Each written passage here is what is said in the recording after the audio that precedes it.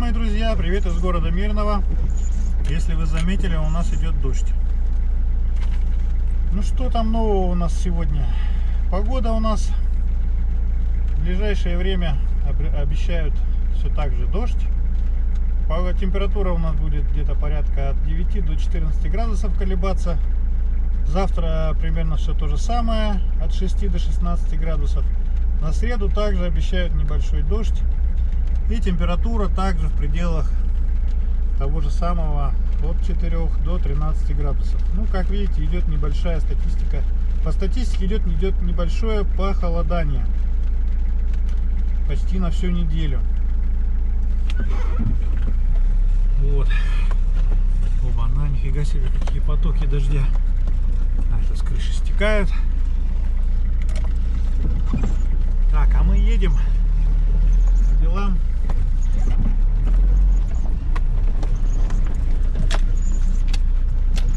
Ситуация по короне у нас не особо изменилась. На сегодняшний день статистика все еще вчерашняя, пока ничего нового нам не сообщал наш президент. Он, как обычно, устраивает брифинги ежедневные и докладывает жителям республики о том, сколько людей заразилось, сколько людей выздоровело. Ну, вроде как особых изменений нет. Но есть очень много выздоровевших людей, а это уже положительный результат.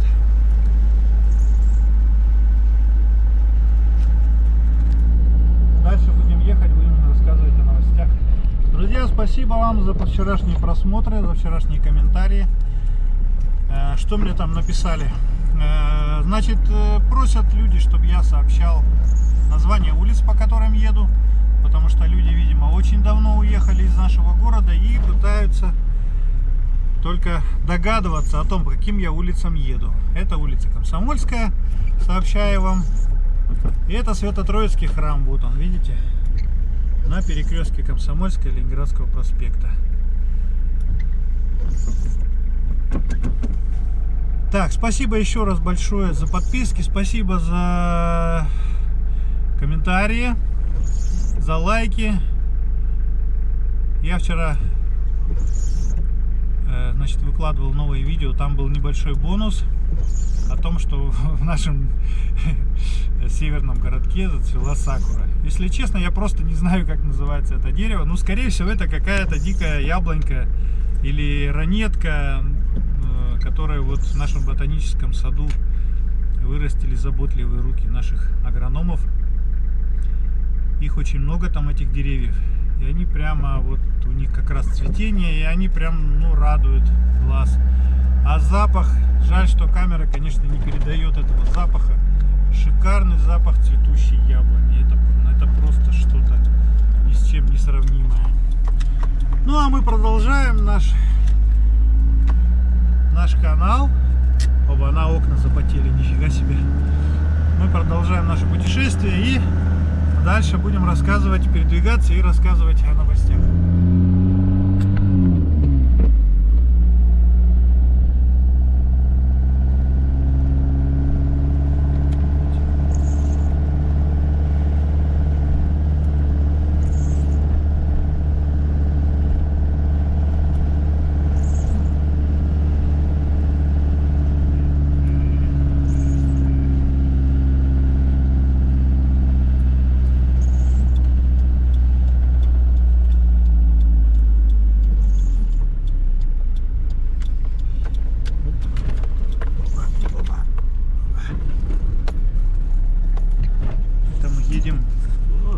Красочный автоподбор. Вот. Опа. В этом желтом здании подбор автоэмалей. Ты деньги взял? Да. Понедельник, что у меня телефон? Карта есть еще. Они там принимают оплату картой? Да.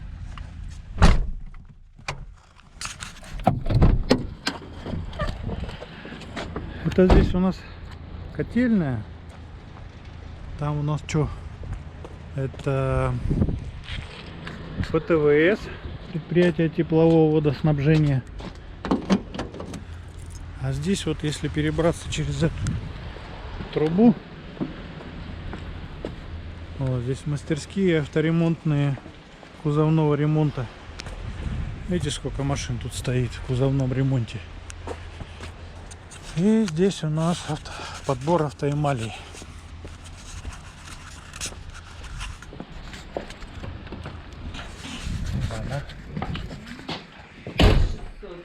Ух, какой запах здесь приятный. Здрасте. Красочки есть, автоэмали разноцветные. И обезжириватель.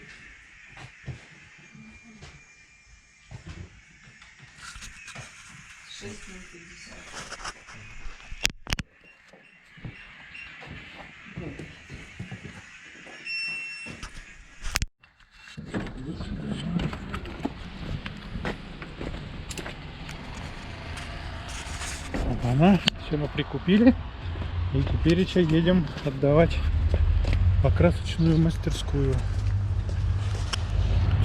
Еще раз, кто не знает, вот здесь подбор автоэмали. Друзья, уже вечер. Время почти 8 часов. Дождь не прекращается. Видимо, начался сезон дождей. Это как, в Юго-Восточной Азии. У них, если начинается, то уже до последнего дожди льют без конца, короче. На красном, да, стали. А вот, значит, что у нас ситуация по короне на сегодняшний день?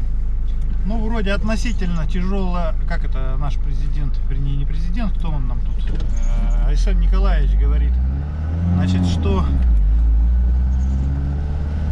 стабильно тяжелая обстановка по коронавирусу. Общая статистика такая, что на сегодня у нас 2611 человек заразились, 1285 уже выздоровели и 15 человек, значит, умерло.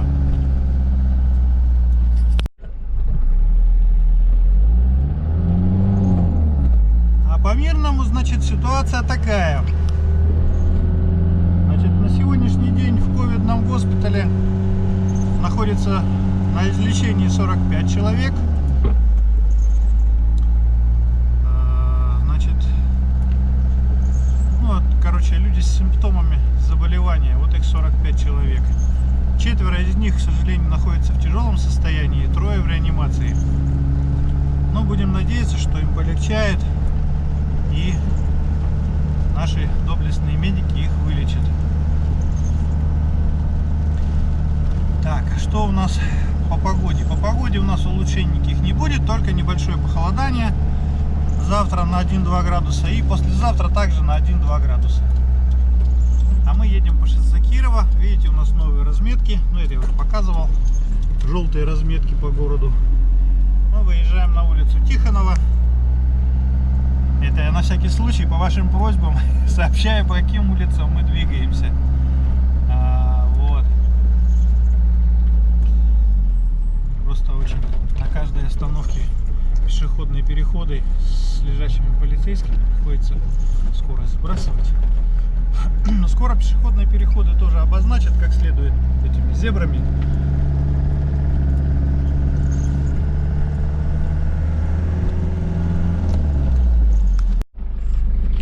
Так вот, друзья, дождь у нас продолжает лить. Никак он не успокаивается, не устаканивается. Пока вот стоим здесь на стояночке возле университета.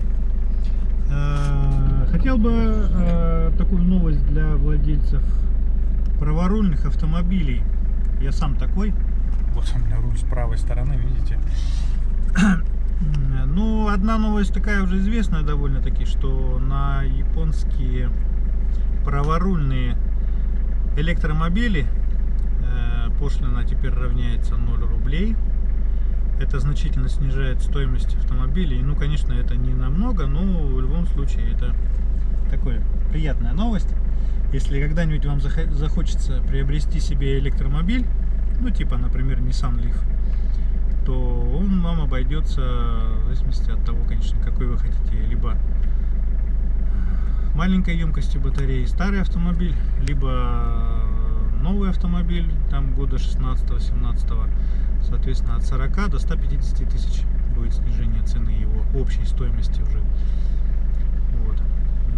Это вот такую новость из Владивостока мы получили. Еще, значит, такая новость, что в Владивостоке сейчас сильный туман, но это как бы не самое главное. Еще одна новость, что с 1 июля нам обещали ввести новые правила растаможки автомобилей. Именно праворульных автомобилей из Японии. Что растаможка праворульных автомобилей, значит, на физические лица будет доступна только жителям Приморского края, а не жителям всей территории России. Так вот, этот новый закон, который должен был с 1 июля вступить в силу, он также пока отменен, по-моему, на год, если мне память не изменяет. Все так же можно будет растамаживать автомобили на любые физические лица, в каком регионе бы вы не проживали.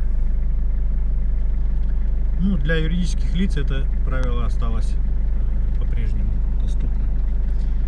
Ну, вот, это были новости для любителей праворульных автомобилей.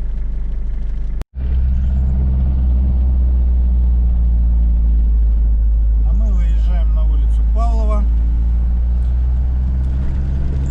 Вот детская поликлиника. О, это взрослая поликлиника, и за ней сразу детская поликлиника. Так, для всех гостей, кто желает приехать в наш город, предупреждаем вас, друзья, лучше посидите дома. Ну его нафиг. Потому что если вы собираетесь приехать сюда и у вас нет своего постоянного здесь места жительства, то скорее всего вы попадете